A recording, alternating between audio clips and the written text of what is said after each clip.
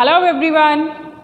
Today we are going to start a new topic of 9th class history और history का chapter number 2 हम पढ़ रहे हैं बच्चे, जिसका टाइटल है क्या? Socialism in Europe and Russian revolution. तो रशियन रेवोल्यूशन किस तरह से आया वो हम इसमें पढ़ रहे हैं। इससे प्रीवियस वीडियो में हमने पढ़ा था सोशलिज्म इन रशिया। तो सोशलिज्म इन रशिया में हमने देखा बच्चे कि वहाँ पर रशिया में किस तरह से जो सोशलिज्म का आइडिया था वो पूरे रशिया में स्प्रेड हो रहा था। लोग कैसे उसकी तरफ अट्रैक्ट हो रहे थे। क्या लोगों ने नई नई पार्टीज़ को फॉर्म करना शुरू कर दिया था, नए नए एसोसिएशन को बनाना शुरू कर दिया था, और बहुत सारी ऐसी पार्टी थी जो सीक्रेटली क्रिएट की गई थी, सीक्रेटली फॉर्म की गई थी और उनको चलाया जा रहा था। किस लिए?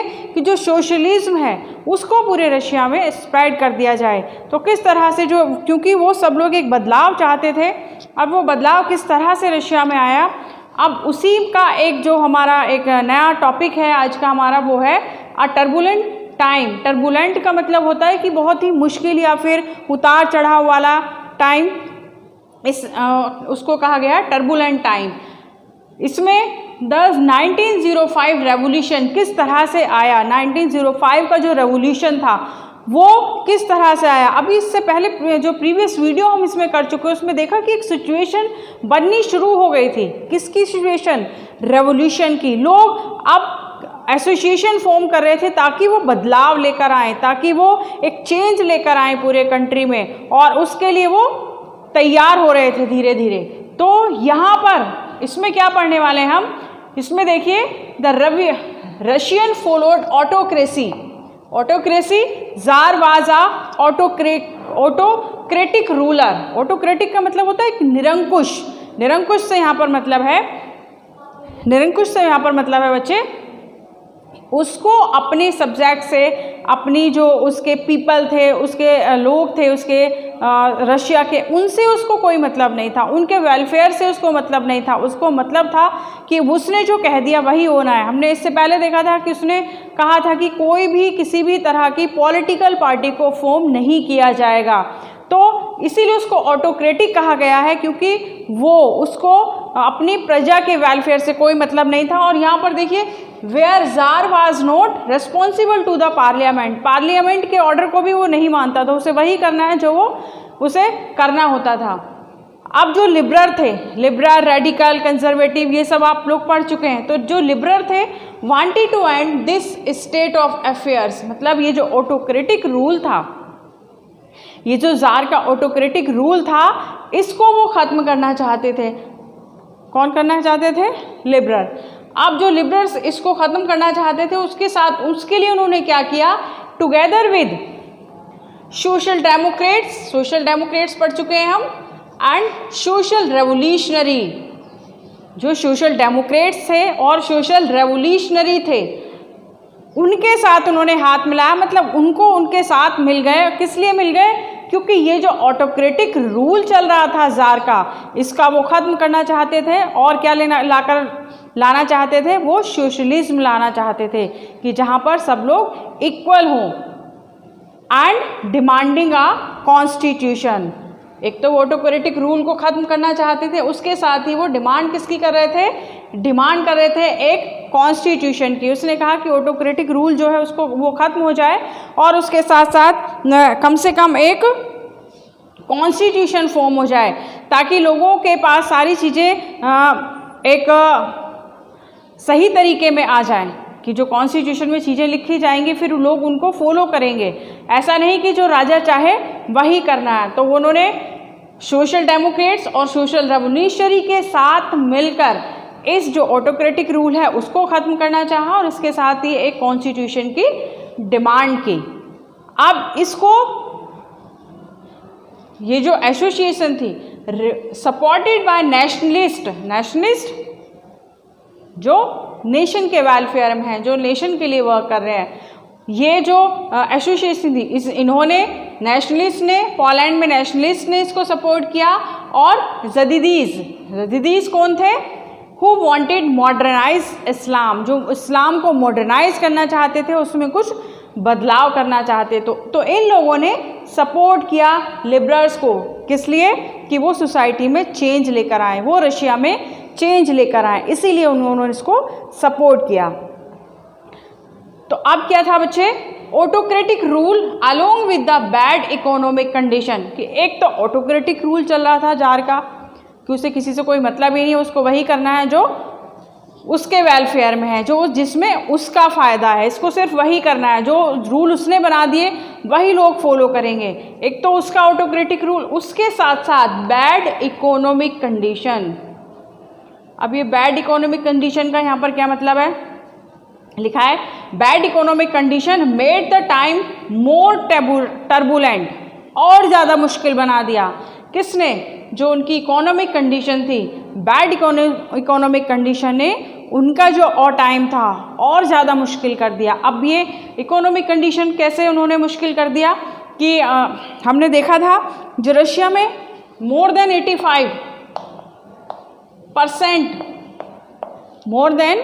85% जो पीपल थे, they were engage in agriculture for their livelihood. तो जब इतना सारा प्रपोर्शन एग्रीकल्चर में इन्वॉल्व है, और अगर उस वक्त क्या हो जाए, क्रॉप फेलियर हो जाए, कोई और कैलेमिटी हो जाए, तो क्या होगा? फसलें खराब हो जाएंगी। कोई और आपदा आ जाए तो फसल खराब होगी, फसल खराब होगी तो क्या होगा? इकोनॉमिक कंडीशन जो है वो उनकी खराब हो जाएगी। क्यों खराब हो जाएगी? जब फसलें खराब हो गई तो प्रोडक्शन कम होगा, प्रोडक्शन कम होगा तो क्या होगा? जो गुड्स के रेट्स हैं वो इंक्रीज हो जाएंगे, वो ड्रामेटिकली इंक्रीज हो जाएंगे, बढ़ जाएंगे। क्यों बढ़ जाएंगे?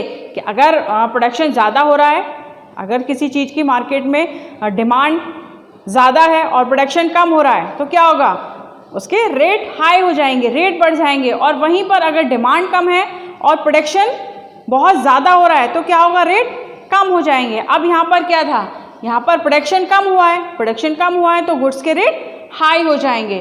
तो उसने एक तो वैसे ही वो ऑटोक्रेटिक रूल से परेशान थे राजा के, उसके साथ ही जो उनकी इकोनॉमिक कंडीशन थी वो भी खराब हो गई, तो ये उनके लिए और मुश्किल हुआ। During 1904 price of essential goods rose with decline in wages. मतलब ये तो पढ़ा था हमने कि जो उनके एसेंशियल गुड्स के जो प्राइस हैं वो हाई हो गए, वो ज़्यादा हो गए। एसेंशियल गुड्स से मतलब है जो उनकी जीवन की ज़रूरी चीज़ें हैं, जिनके बिना वो रह ही नहीं सकते, तो उन चीज़ों के जो प्राइस है वो हाई हो गए विद डिक्लाइन इन वेजेस। और उनका जो वेजेस था, उनका जो सैलरी थी, उनका जो वेतन था वो क्या हो गया? वो डिक्रीज हो गया, डिक्रीज हो गया। या फिर हम इसको रियल वेज भी कहते हैं। रियल वेजेस के मतलब है कि जो 10 साल पहले उनका वेजेस था, सपोज 10 साल पहले उनको 5000 मिल रहा था और 10 साल बाद आज भी उन्हें 5000 मिल रहा है, तो वेजेस तो उनका वही है, वेजेस तो कम नहीं, वेज तो कम नहीं हुआ, लेकिन जो रेट्स ऑफ गुड्स थे, जो रेट्स ऑफ गुड्स थे वो क्या हो गए? वो इंक्रीज हो गए, वो हाई हो गए, कि जो चीज़ों के दाम थे वो ज़्यादा हो गए, लेकिन उनकी जो सैलरी थी या उनका जो वेजेस था वो एज इट इज़ रहा। तो अब क्या था? अब वो उसमें अपना गुजारा नहीं कर पा रहे थे, सर्वाइव नहीं कर पा रहे थे। तो यही कंडीशन यहाँ पर हुई कि क्रॉप फेलियर हो गया, तो उनकी इकोनॉमिक कंडीशन काफ़ी डाउन चली गई, और इकोनॉमिक कंडीशन के साथ साथ उनके जो एसेंशियल गुड्स के रेट थे वो बहुत हाई हो गए, और उसके साथ जो वेजेस था उनका वो डिक्लाइन हो गया। अब क्या हुआ कि लोग बहुत ज़्यादा कंडीशन ख़राब हो गई। अगर लोग सर्वाइव नहीं कर पा रहे हैं तो क्या होगा? लोगों की हालत बहुत ख़राब हुई। अब जो था मेंबरशिप ऑफ वर्कर्स एसोसिएशन, अभी बात की थी ना हमने कि जो वर्कर्स थे, जो पीजेंट्स थे, वो नए नए एसोसिएशन को ज्वाइन कर रहे थे, एसोसिएशन बना रहे थे, पार्टीज बना रहे थे। तो वहीं पर मेंबरशिप और वर्कर्स एसोसिएशन रोज, जो वर्कर्स एसोसिएशंस थे वहाँ पर अब मेंबर्स बढ़ने लगे बहुत तेज़ी से। क्यों बढ़ने लगे? क्यों बढ़ने लगे? क्योंकि वहाँ पर उन्हें ऐसा लग रहा था कि उनकी जो प्रॉब्लम है, उनको जो वो प्रॉब्लम को फेस कर रहे हैं, उसका सलूशन उनको वहाँ से मिलेगा। और जहाँ से किसी भी चीज़ की सलूशन मिलता है या फिर कहीं से उम्मीद होती है कि उनकी वो जो प्रॉब्लम फेस कर रहे हैं उनकी प्रॉब्लम को ख़त्म कर दिया जाएगा। तो लोग उसी की तरफ अट्रैक्ट होना शुरू हो जाते हैं, उसी की तरफ ज्वाइन होना शुरू हो जाते हैं। तो यही यहाँ पर भी हुआ कि जो एसोसिएशन थे, एसोसिएशन तो डिमांड वही कर रहे थे ना कि जो उनकी कंडीशंस है वर्कर्स की वो इम्प्रूव कर दी जाए। तो इसीलिए जो वर्कर्स थे वो इन एसोसिएशन को ज्वाइन करने लगे और उनके ज्वाइन करने से क्या हुआ, मेंबरशिप बढ़ने लगी। और मेंबरशिप बढ़ने से क्या हुआ, पावर बढ़ने लगी। किसकी पावर, जो एसोसिएशन थे, जो वर्कर एसोसिएशन थे उनकी पावर बढ़ने लगी। लोग उनके साथ ज़्यादा पावर में आ गए, ज़्यादा नंबर्स में आ गए। जब नंबर्स में आ गए तो पावर भी बढ़ने लगी। अब क्या हुआ, अब क्या होता है बच्चे, वैन 4 मेंबर, उसी में एक इंसिडेंट हुआ था एक दिन। वो इंसिडेंट क्या था, 4 members of the iron works, एक आयरन वर्क्स थी जिसका नाम था पुटिलोव आयरन वर्क्स, उसके 4 मेंबर्स को डिसमिस कर दिया गया। अब देखिए कंडीशन कितनी खराब, इकोनॉमिक कंडीशन खराब है, जो एसेंशियल गुड्स हैं उनके रेट हाई हो गए हैं, जो रियल वेजेस है वो कम हो गया है।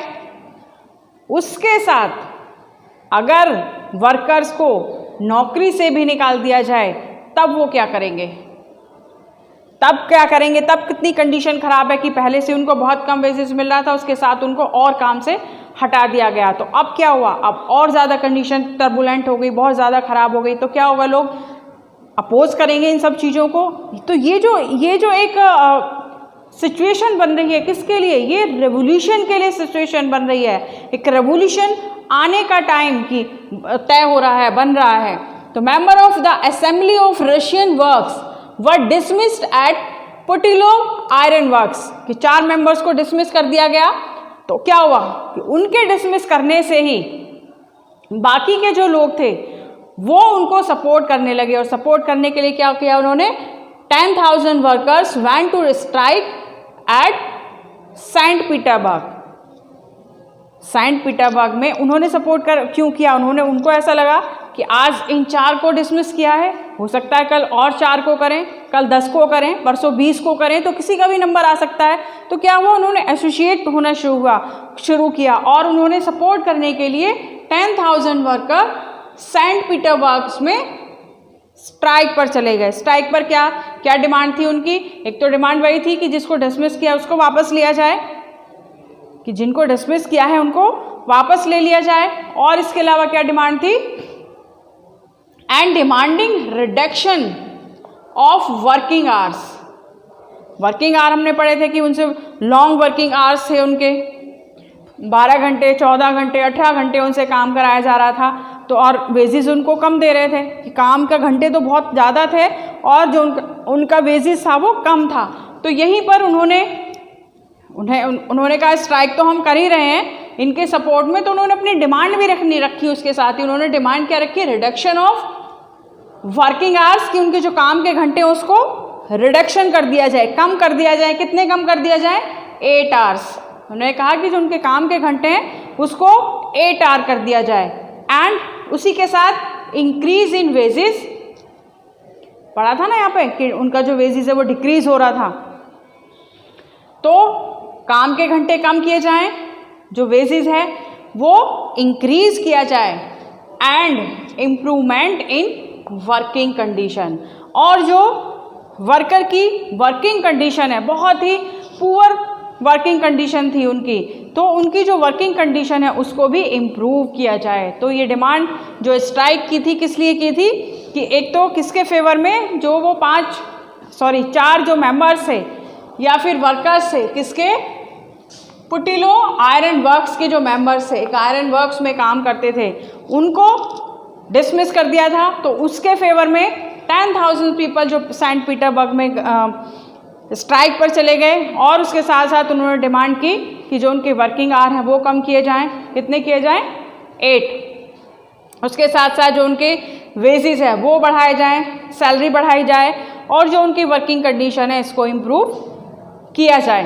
तो आई होप ये जो एक टर्बुलेंट टाइम है ये रेडी हो रहा था टाइम, किस लिए, एक रेवोल्यूशन लाने के लिए। रेवोल्यूशन क्यों लाएगा, जब लोगों का जीवन ही खतरे में पड़ रहा है। यहाँ पर खतरा ही तो, खतरे में ही तो पड़ रहा है कि यहाँ पर कंडीशन, उनकी इकोनॉमिक कंडीशन खराब है, उनका वेजेस कम है, उसके साथ उनको नौकरी से निकाल दे तो क्या होगा, लोग अपोज करेंगे उसके लिए, रेवोल्यूशन करेंगे, मूवमेंट्स करेंगे। तो ये एक सिचुएशन बन रही थी रेवोल्यूशन के लिए। आई होप ये पूरा का पूरा जो एक सीन था, सिचुएशन क्रिएट हो रही थी, ये आपको समझ में आ गया कि कैसे जो जार था वो एक ऑटोक्रेटिक रूलर था। तो सोशल डेमोक्रेट्स और सोशल रेवोल्यूशनरी ने मिलकर उसको ख़त्म करना चाहा और इसके साथ साथ डिमांड की किसकी, एक कॉन्स्टिट्यूशन की। और आई होप ये समझ में आ गया, आपको क्लियर हो गया है। तो मिलते हैं नेक्स्ट वीडियो में, और नेक्स्ट वीडियो का हमारा जो टॉपिक होगा वो क्या होगा,